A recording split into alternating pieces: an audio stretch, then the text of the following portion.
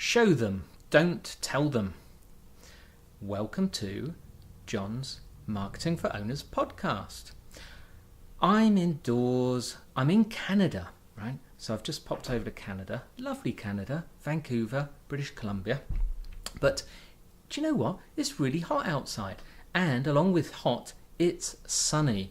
And the sunny thing is difficult for the video. Of course, those of you listening on audio on iTunes or Stitcher or SoundCloud may not appreciate the quality of the video, but it's difficult to focus, so I'm just doing it indoors. Anyway, what was I saying? Oh yeah, the show don't tell.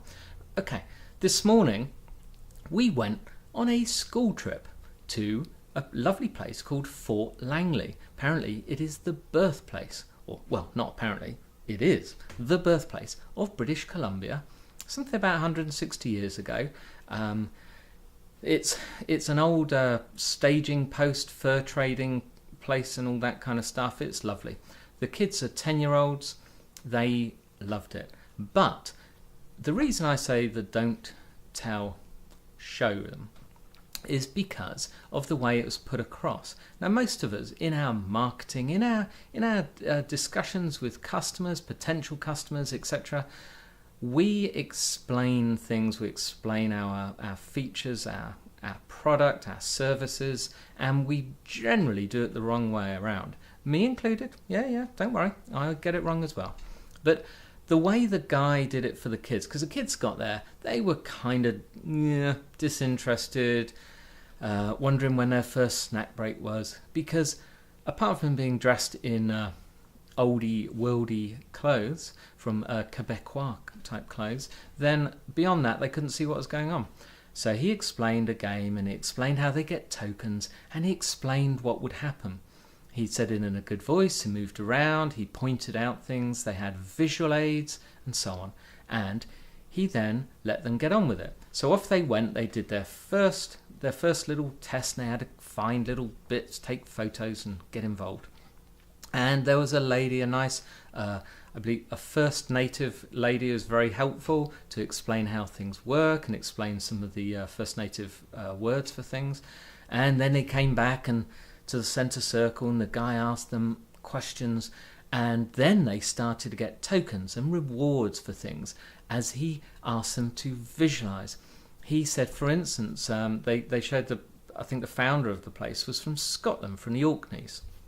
We'll forgive them for saying Orkneys, but from the Orkney Islands, and they wanted to say, how did you know? And there was a Scottish cap there, a picture of a kilt, and they wanted the kids to take photos and to put the hat on and to put scarves on and put the clothes on and take selfies and take photos and visualize. So it made it more eventful for them.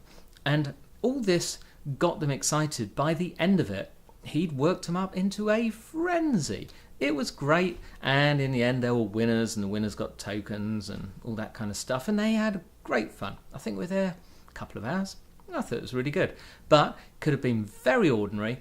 Could have been walking around just looking at stuff, reading things and so on. But once it made it more involved, more visual, and made it more of a story, that got the kids going. And so that was my takeaway. Obviously the old takeaway, yes, the British came along, stole a bit of land, built a fort there, and then one day declared it ours, and launched British Columbia, sent someone home to tell Queen Victoria, we've got a new bit of land. Yeah, that bit of story, we'll forget about that one. But the thing I got from the marketing perspective, and no, the guy wasn't marketing, and no, the kids didn't even visit a gift shop. They obviously missed that one. But I got the storytelling and the showing, demonstrating. Don't just tell them about things. Show them. Make it visual. Bring it to life. That's what they did. They brought it to life. The kids could understand, they could touch stuff, they could put it on, they could take pictures, they can show their mums and their dads when they get back home. It's much better. Now you can do that in front of a customer, or you can do it online. At my fire safety company, We make videos of the products. Gosh, we got like, I don't know, 2,500 products. It's going to take a while. I think we make 3, 4 or 5 a week, and of course five a week, it's one a day. That's about sort of 250 videos a year. We'll get there in about 10 years time.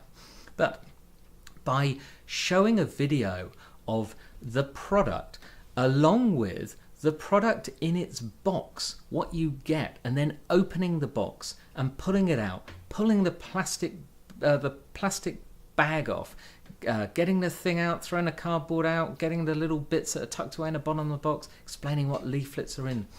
It actually visualizes to the customer, because when you shop online, or when you do, the difference between that and going to a real live store is the fact there's no touchy-feely.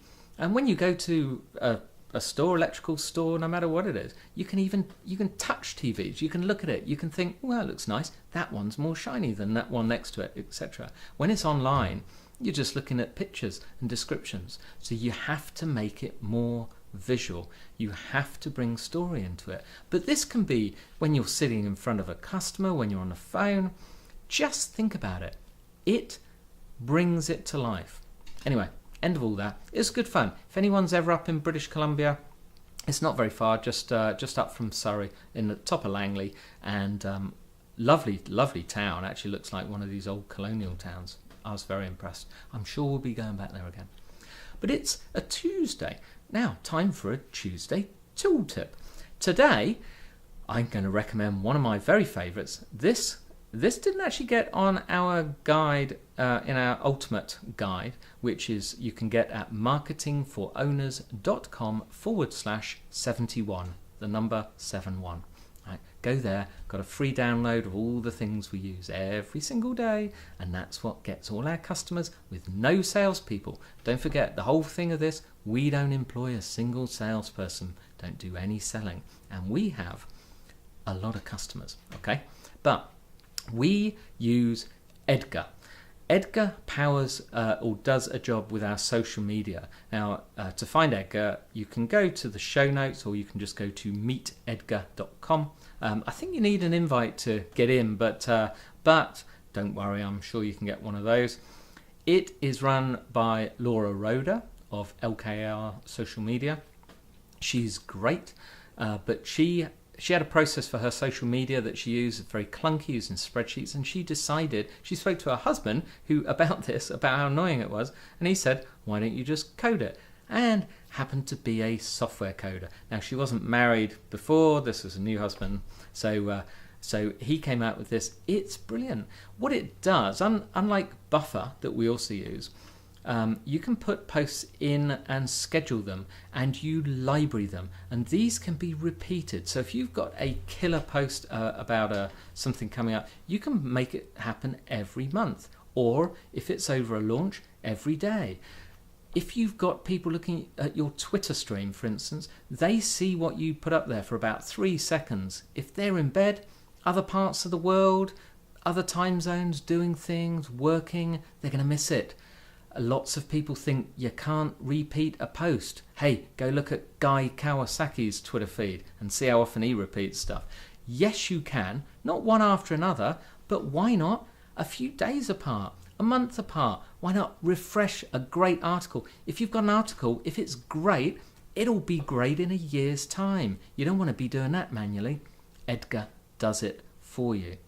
Well worth a look. Like I said, we're hooked. It's paid. There is no free version, but I think you get a free trial. But once you're on it, you'll have it. You'll be hooked for life. Well done, Laura. Anyway, that's it for today. Tomorrow, we got another school trip. We're going to a zoo. I wonder what I'll learn there.